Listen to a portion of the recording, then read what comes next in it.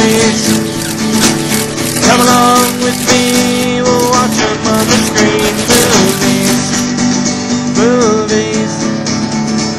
Come along with me, let's watch the movie.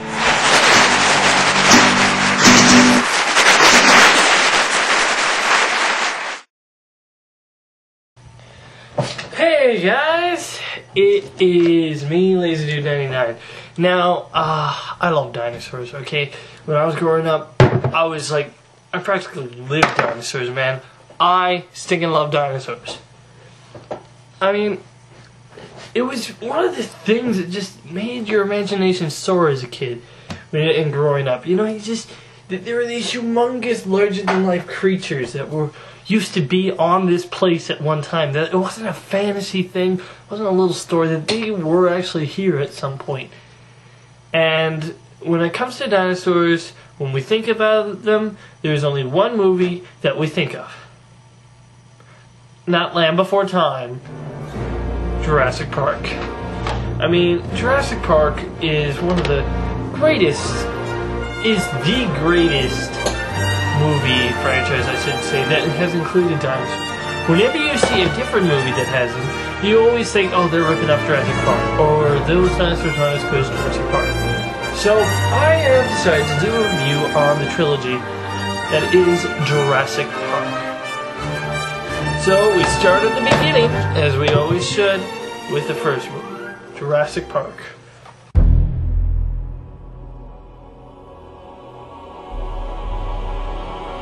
Now, this movie was basically one of the births of CGI. Basically, the very first movie that ever used CGI was Young Sherlock Holmes, and then it was used in The Abyss. It didn't really become popular until after Terminator 2. When Terminator 2 used it, then it started to gain some light. See, when Spielberg was originally doing this movie based on the book by Michael Crichton, he had originally decided to do it with stop-go motion, and they tried that, but no matter how hard they tried, it didn't really look like they were real dinosaurs. And then Industrial Light and Magic comes along, and CGI of Jurassic Park and dinosaurs became real to the movie audience. If Superman made you believe a man could fly, this was the movie that made you believe that dinosaurs could walk the earth. It's a dinosaur. Now there are many good things about this movie.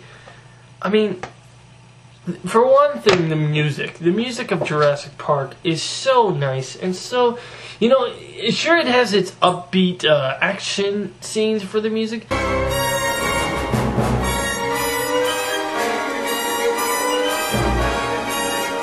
but it also has this nice beat, this nice soothing sound to it.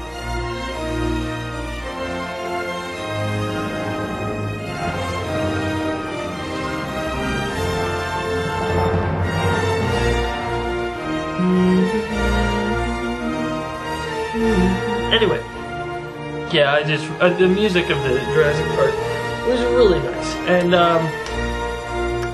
in this movie, it wasn't just a way to make movie monsters come to life. It was also a movie that, honestly, it took movie monsters in a different way. What Spielberg really wanted to do with this is to make these guys animals. Too much in movies, monster movies, are these giant, humongous creatures going for these itty-bitty humans. I mean, why would a giant creature like, I don't know, Godzilla. I know Godzilla doesn't eat humans, he only steps on them. But why would a giant creature like Godzilla want to eat a human? I mean, a human is too small for a creature like Godzilla. Why not go for more of an elephant? However, in dinosaur size, we're just like a nice little snack. My favorite scene that supports this is the scene where Alan and the kids see the T-Rex eat a Gallimimus. Now, the reason I like this scene is because if the T-Rex had saw them, he probably wouldn't have bothered. He wouldn't have bothered because he just had this big gallimimus, because the gallimimuses are way bigger than the humans. Therefore, you know, why chase after these humans when you already have a nice meal right in front of you? Now, the main story of Jurassic Park, of course, is that there's this guy, and he has this theme park. He obtained dinosaur DNA through mosquitoes that have been frozen in sap. Well, not frozen, but, you know, in sap for I'm just going from the movie standards, billions of years. I don't believe that. But they've been stuck in there, and then they extract the DNA from the mosquitoes. Now, it might be a little hard to believe that, except the great thing is that the movie does is they don't dwell on it. They basically say it and move on. So, you know, they don't dwell on it. Well, how is that possible? Blah, blah, blah, blah, blah. They just say, this is how it is, move on. Our main characters is Alan, played by Sam Neill, and Laura Dern is Dr. Ellie Sattler, and Jeff Goldblum as Ian Malcolm. Now, I would have loved to have been in the audience of the theater when they first see the Brachiosaurus, because that is an amazing scene, and it must have been so amazing because, you know, if you look at the CGI now, it is still really good compared to, like, sure, nowadays stuff, it's more, you know, it's more stylized and more effects in it. But still, if you look at it, this movie, which was made in 1993, if you look at this movie in 1993, its visual effects is just as good, if not better, than some of the movies that was made in the year 2000. Anyway, this is like the greatest you know, dinosaur film of all time. You know, as I said, whenever you see a movie, like when I saw Journey to the Center of the Earth and I saw a T-Rex, I'm like, Jurassic Park's better, or that's a ripoff of Jurassic Park. I mean, especially the T-Rex roar.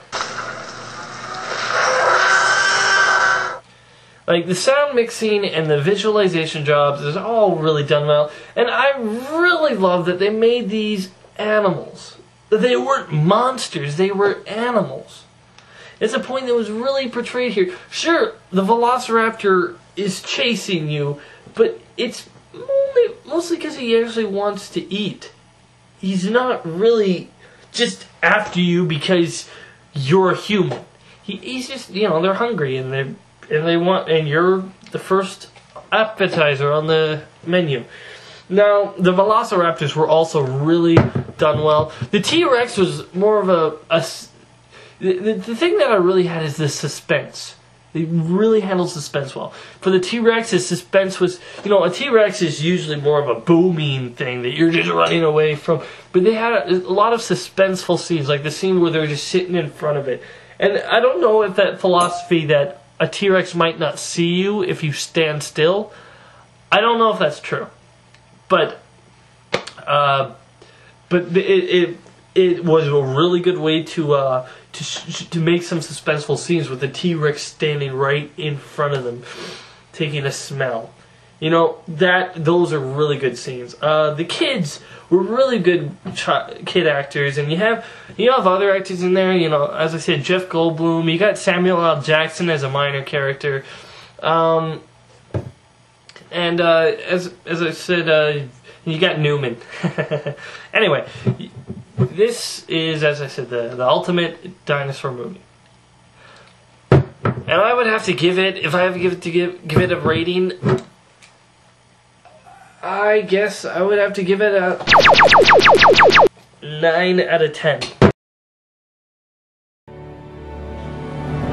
You know, it was great. My special favorite scene is the end scene where the T-Rex comes in and attacks the Velociraptor. I don't know how that T-Rex got in there. I have no clue how. That there's no big hole, or that I didn't see him. But that is still so awesome. It's just an awesome scene.